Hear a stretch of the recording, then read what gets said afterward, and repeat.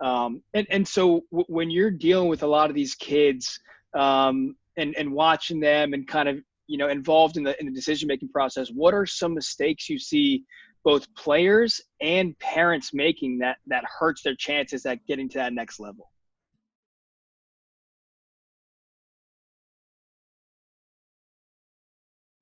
A lot of it, and this goes, you can look at this across industries. Sometimes when you have massive shifts in the rules, in the way things are done, just in the way people make money and everything, by the time some people, particularly people in communities like the ones where I come from, by the time we realize it, it's too late. You can think about music, if you people probably trying to go around and open a record store when they didn't even know records are, that industry is gone, man. It's over. There's no more CD stores. You can't buy them anywhere. Mm. Same thing now with basketball. There are guys who 5 years ago you probably could have absolutely squeezed into a solid mid-major program or a low D1 program. But if you don't take into account the changes that have taken place in the rules and the options that all these coaches have, then you have no way of really understanding that the opportunities that would have existed 5 years ago aren't there. And I think that's the biggest mistake that kids are making right now. They're big timing people. A low D1 school will call you and want to recruit you.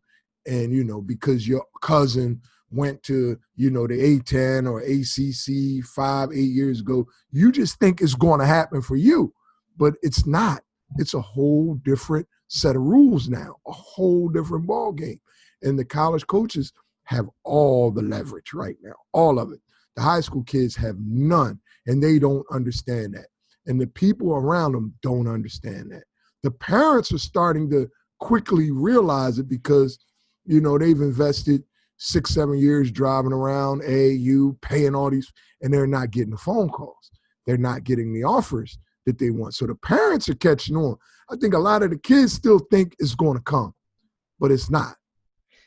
And so, prep schools will be really busy the next couple of years.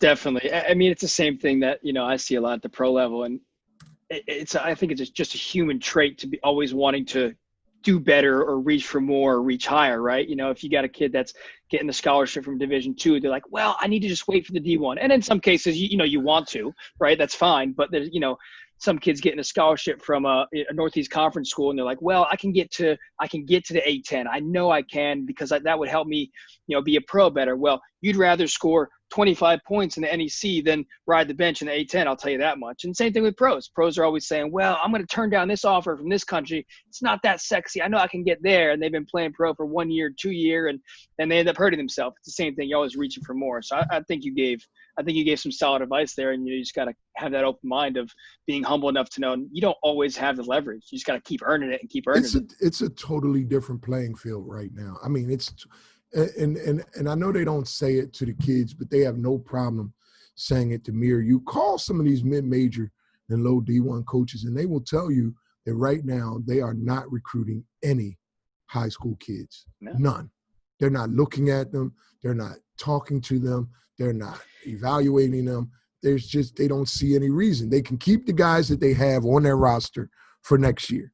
So every team in America can field the exact same team that they have on the court this year, next year, if the kids want to hang around. Yep. So that's a dramatic reduction in the available seats at the Division I table going forward. And the high school kids just aren't grasping this. They just aren't.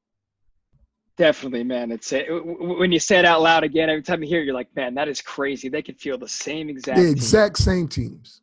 That's wild.